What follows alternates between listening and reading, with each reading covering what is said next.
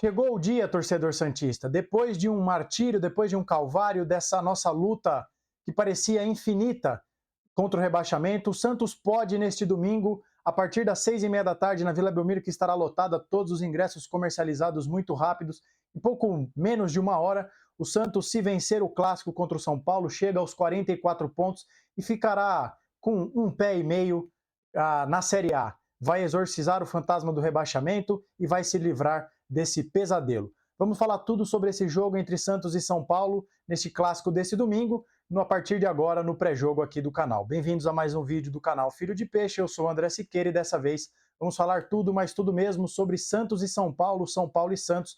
A bola rola neste domingo às 6h30 na Vila Belmiro, o último clássico do ano. O Santos, que sob o comando de Marcelo Fernandes venceu o Palmeiras, empatou com o Corinthians, agora pega o São Paulo de Dorival Júnior, o tricolor do Morumbi, que conquistou a Copa do Brasil, já chegou aos 45 pontos após ter vencido o Red Bull Bragantino na própria Vila Belmiro, né, por conta de um acordo entre as duas direções. Um time que já não tem muitas ambições no Campeonato Brasileiro, mas clássico é clássico e vice-versa, né, como diz o ditado. Então, por mais que seja um São Paulo sem muitas ambições, o São Paulo, pelo que eu pude ver, a provável escalação é um time com força máxima, considerando desfalques importantes do São Paulo, que a gente vai falar disso daqui a pouquinho. Então não dá para brincar com fogo, é um jogo difícil, mas se o Santos quer de uma vez por todas se livrar do rebaixamento, tem que exercer o fator casa, somar 3 pontos, chegar aos 44 e quem sabe dessa forma acabar de uma vez por todas com as chances de rebaixamento, que é tudo que o torcedor santista almeja para ter esse finalzinho de Campeonato Brasileiro de menos drama. Vamos falar então tudo sobre esse clássico Sansão, mas antes eu peço para que você se inscreva aqui no canal. Tá chegando aqui pela primeira vez? Seja bem-vindo, seja bem-vinda. Se inscreva, ative o sininho para saber quando eu divulgo novos vídeos. Deixa um like para o YouTube impulsionar esse vídeo. Quanto mais likes, mais o YouTube entende que esse vídeo é bom, esse vídeo é bacana e leva para pessoas que não conhecem o conteúdo aqui do canal. Já comenta aqui o que você espera desse jogo e arrisque, quem sabe, um palpite, o que você está esperando desse jogo. E conte para os amigos que tem um novo canal sobre o Santos surgindo aqui no YouTube, que eu trago esse tipo de conteúdo aqui para vocês com muito carinho, tá certo? Falando desse jogo, então, acho que, primeiro, aquele lembrete de sempre, né? Tô gravando esse vídeo agora, são exatamente 11h33 da manhã. O Santos ainda treina na tarde desse sábado, inclusive o Santos, que tem uma programação diferenciada, voltou num voo fretado de Goiânia, chegou aqui um pouco tarde, a direção deu folga para os jogadores na sexta-feira, que já estão concentrados. O Marcelo vai fazer um treino mais leve para tentar recuperar os jogadores, então vai ser ali só recolhendo os cacos de uma, né, para recuperar os jogadores para pensar no clássico. Então, tem duas dúvidas. Será que o Dodô volta? Ele que ficou de fora das últimas partidas em razão de um problema no joelho. E o Soteldo lá na frente, que teve um edema, vai ter condição de jogo? Aliás, você, torcedor, já comente aqui. Você escalaria o Soteldo ou recuperaria o jogador pensando na data FIFA contra o Botafogo? Lembrando que corre o risco dele jogar no sacrifício e agravar a lesão. Então essas são as duas dúvidas. Por isso que nos campinhos, que a gente vai mostrar daqui a pouco, eu mantive o time que entrou em campo contra o Goiás na nossa vitória heróica. E o São Paulo, como eu disse na abertura do vídeo, tem 3 desfalques importantíssimos. Caleri operou o tornozelo e não joga mais esse ano. Lucas Moura, um dos principais jogadores do São Paulo, na arrancada pelo título da Copa do Brasil, uma lesão muscular também, não deve mais jogar esse ano. E o Nestor teve um problema de ligamento de joelho, já fez a cirurgia, se eu não me engano, e também não joga mais esse ano. Então o São Paulo, que vai com força máxima jogar na Vila Belmiro, com esses desfalques consideráveis. Vamos passar então para os campinhos para a gente falar das prováveis escalações e mostrar o que a gente pode esperar do ponto de vista tático desse jogo, desse clássico decisivo na Vila Belmiro. Então, vamos lá. Essas são as prováveis escalações que eu estou montando, com a ressalva, claro, reforçando mais uma vez, pode ser que haja mudanças no time do Santos, o Dodô no lugar do Kevson, o Lucas Lima no lugar do Nonato e, quem sabe, o Soteldo no lugar do Maxi Silveira. Mas, se tudo se repetir se tudo ocorrer como na última partida, a provável escalação do Santos é João Paulo no gol, Lucas Braga e Kevson nas laterais, Joaquim e Messias na zaga, Rincon, Rodrigo Fernandes, Nonato ou Lucas Lima, mais o Jean Lucas e lá na frente Silveira ou Soteldo e Marcos Leonardo. O tricolor do Morumbi do Dorival Júnior, por sua vez, deve vir a campo com Rafael, Rafinha, Caio Paulista nas laterais, Arboleda e Beraldo na zaga, Pablo Maia e Alisson como volantes, Wellington Rato, Michel Araújo, Rames Rodrigues ou o Luciano nessa função, e lá na frente ou o Luciano no ataque, ou o menino Juan, ou o Erisson no comando de ataque. Mas o Rames já treinou, deve ser relacionado e pode começar essa partida na Vila Belmiro como titular. Vamos começar então falando o que a gente pode esperar do Santos com a bola. De trás para frente, como sempre, para a gente ir passando passo a passo, setor por setor do campo, para deixar bem didático para vocês. Saída de bola do Santos, mais uma vez a gente deve ver o Rincon afundando para auxiliar na saída de bola, para tentar qualificá-la um pouco mais, já que Rincon, Messias e Joaquim não têm uma saída de bola tão apurada. O São Paulo deve marcar com duas linhas de 4, com o Rato e o Araújo voltando para auxiliar os jogadores do São Paulo, os dois laterais, o Caio Paulista, que é bastante ofensivo, e o Rafinha, um pouco mais velho, um pouco mais experiente, com menos força física, né? E aqui a gente vai poder esboçar o que a gente pode esperar. Acho que o caminho do gol do Santos pode ser pelas laterais, justamente por isso que eu acabei de falar. O Rafinha já não é um jogador mais tão veloz e pode ser que tenha que pegar o Kevson na ultrapassagem. A gente espera apenas que o Kevson use o cérebro nesse jogo, ele que tem tido partidas muito ruins e parece não demonstrar tantos recursos. Ele pega a bola, baixa a cabeça, sai correndo, meio sem critério, e acaba desperdiçando algumas jogadas. Se ele puder explorar sua velocidade, sua força física em cima do Rafinha, a gente pode levar vantagem. E desse lado aqui com o Lucas Braga, eventualmente explorando as costas do Caio Paulista, que a gente vai falar daqui a pouquinho, é uma importante válvula de escape desse time do Dorival na fase ofensiva, mas pode deixar espaço lá atrás. E aí, aqui por dentro, acho que aqui no meio tem um segredo importante. Por que eu destaquei o Pablo Maia? O Santos jogando com dois atacantes por dentro, o Pablo Maia provavelmente vai baixar aqui, porque nenhum sistema de defesa gosta de deixar o seu zagueiro no mano a mano com os atacantes. Então, se aqui vocês estão vendo, tá 2 para 2, o Pablo Maia vai fechar para cá para evitar que o Leonardo e o Silveira fiquem em condição de mano a mano com os zagueiros do São Paulo. E em razão disso, como os pontas do São Paulo vão ajudar os laterais e o Pablo Maia deve centralizar aqui para evitar o mano a mano, e o Rames Rodrigues não é esse jogador com essa característica física de ficar recompondo aqui, o Santos pode ter um espaço interessante para jogar na intermediária ofensiva. Podemos ter uma situação de superioridade numérica, tá? Aqui por dentro, para criar jogadas, porque os laterais do São Paulo não vão fechar por aqui, os pontas do São Paulo não vão fechar por aqui. Então o Santos precisa ter inteligência para rodar essa bola, para tentar criar jogadas de perigo na intermediária ofensiva do nosso time. E essa chance de perigo de gol do Santos, ela se potencializa caso o Soteldo jogue, porque a gente sabe que ele faz esse balanço, ele cai dos dois lados e ele tem uma leitura muito aguçada para jogar nas costas dos volantes, então pode ser por aqui que o Santos crie grandes jogadas, né? Eu vislumbro um potencial muito interessante do Santos conseguir criar jogadas por dentro aqui do sistema defensivo do São Paulo.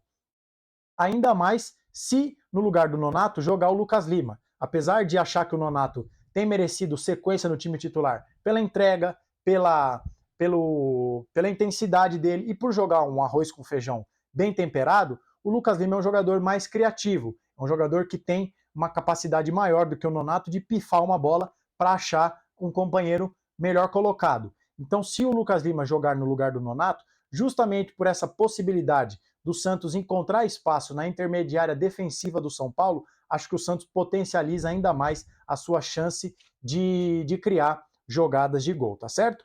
Um pequeno corte aqui no vídeo para a gente falar agora do que a gente pode esperar do São Paulo com a bola. Vamos mais uma vez de trás para frente para a gente explicar passo a passo. Mas antes, está gostando desse vídeo? Já deixa o like aí. Se você está chegando aqui pela primeira vez, caiu de paraquedas nesse vídeo, seja bem-vindo. Esse é o canal Filho de Peixe. Se inscreva aí, ative o sininho para saber quando eu divulgo novos vídeos.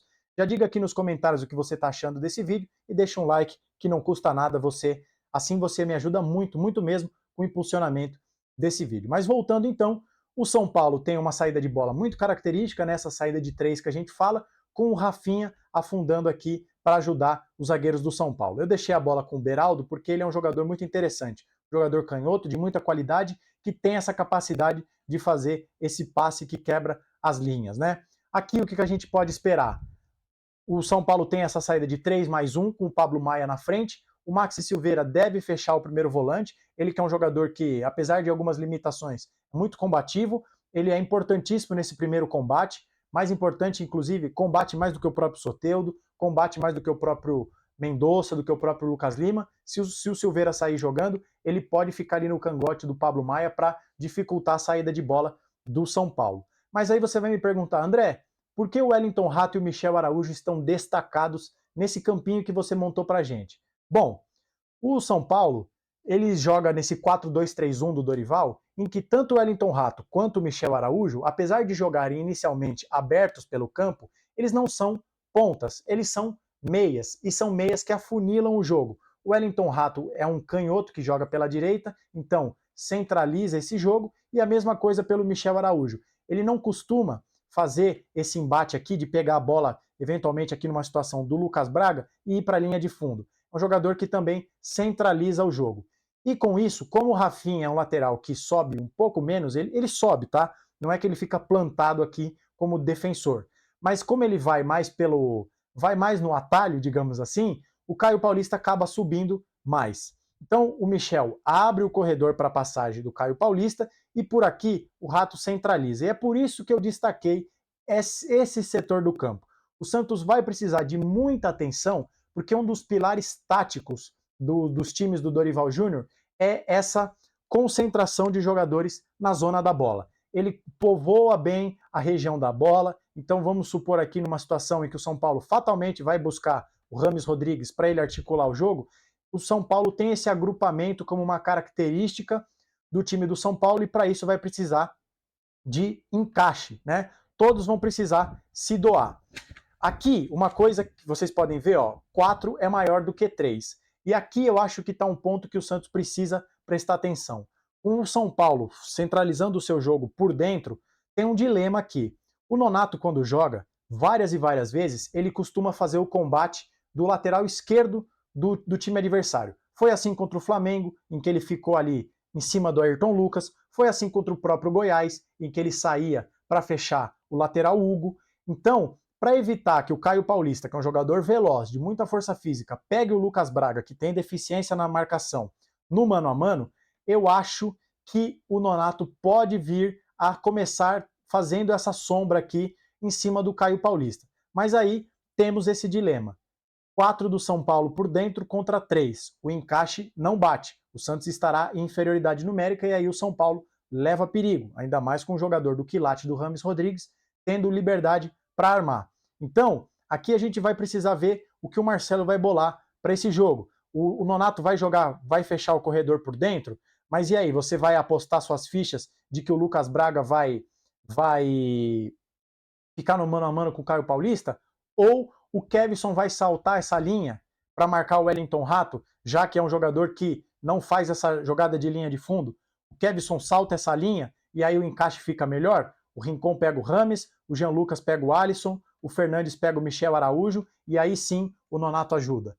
Eu acho que isso é interessante, mas não vejo o Kevson com essa leitura de jogo tão apurada. É um menino que ainda precisa evoluir. Se jogar o Dodô, acho que o Dodô tem essa capacidade maior. Inclusive já fez isso em outros jogos, saltando uma linha para combater na linha de meio de campo. Acho que essa é o X da questão para esse jogo, porque o Santos não pode. Inclusive, eu acho que o São Paulo vai ter, mesmo jogando na Vila Belmiro, mais posse de bola, o que de certa forma é bom para o Santos, que é um time que, só voltando aqui para mim, né, que é um time que joga melhor quando tem o contra-ataque. Todas as vezes que o Santos teve que propor jogo, nós sofremos. Tendo o contra-ataque, o nosso time cresce de produção. Ainda mais se, eventualmente, ou mesmo que no segundo tempo, o Soteldo ou o próprio Mendonça, que entrou muito bem contra o Goiás, esteja em campo. No geral, eu acho que é isso que a gente pode esperar dessa partida. O Santos fatalmente deve tentar uma blitz no começo do jogo, empurrado pelo seu torcedor, a Vila lotada, a torcida promete uma festa grande para esse jogo, mas eu vou me surpreender se não for um jogo em que o São Paulo tenha mais a bola e o Santos explore o contra-ataque. A grande questão, como a gente acabou de falar, é ver como o Santos vai encaixar nesse meio de campo do São Paulo, que costuma congestionar o meio com muitos jogadores próximos para criar essa jogada e fazer a sua criação de jogadas a partir daí. Antes da gente fechar o vídeo, só relembrando a tabela, né? O Santos que está a 4 pontos da zona do rebaixamento. E nessa rodada, quando o Santos entrar em campo, já saberá o que aconteceu na partida entre Cruzeiro e Curitiba. O jogo é no sul do país, a gente torce para que o Curitiba ganhe ou no máximo um empate, porque aí o Santos tem a condição de, ganhando esse jogo na Vila Belmiro, aumentar ainda mais para 6 pontos, né, a sua diferença para o Cruzeiro, que é o primeiro time na zona do rebaixamento. Outros jogos de adversários que brigam com o Santos nessa para permanecer na Série A: Grêmio e Corinthians nesse domingo às 4 horas da tarde, o jogo na Arena do Grêmio. Vasco e América Mineiro no mesmo horário, domingo 6h30. Atlético Mineiro e Goiás em Minas Gerais, também às 6h30 desse domingo, mesmo horário do jogo do Santos. E Bahia e Atlético Paranaense em Salvador, também às 6h30 desse domingo. Então o Santos pode ampliar a sua vantagem para a zona do rebaixamento e, em caso de vitória, chegando aos 44 pontos, acho que o Santos acaba de uma vez por todas com o risco de cair para a Série B e a gente vai ter as últimas 4 rodadas do Campeonato Brasileiro mais tranquilos para continuar, para encerrar o Brasileirão após a data FIFA, tá certo? Ponto final nesse pré-jogo de Santos e São Paulo. Eu quero saber o que você tem a dizer. Gostou do meu vídeo? Concorda comigo? O que você espera desse jogo? Acha que é por aí mesmo? Santos dando a bola para o São Paulo? Ou o Santos vai tentar sufocar o São Paulo do começo ao fim? Diga o que você achou desse vídeo, o que você espera desse jogo e a gente volta amanhã com o pós-jogo de Santos e São Paulo e a gente torce para que seja mais uma vitória do Santos no último clássico do ano para fechar chegar aos 44 pontos e acabar de uma vez por todas com esse risco de rebaixamento, tá certo? Se você ficou até o final desse vídeo, obrigado pela sua audiência, tá chegando aqui pela primeira vez, seja bem-vindo, seja bem-vinda, se inscreva, ative o sininho, deixe um like, comente, divulgue para os amigos, conte que tem um novo canal sobre o Santos surgindo aqui no YouTube. Nos vemos no próximo vídeo, um abraço a todos e até a próxima.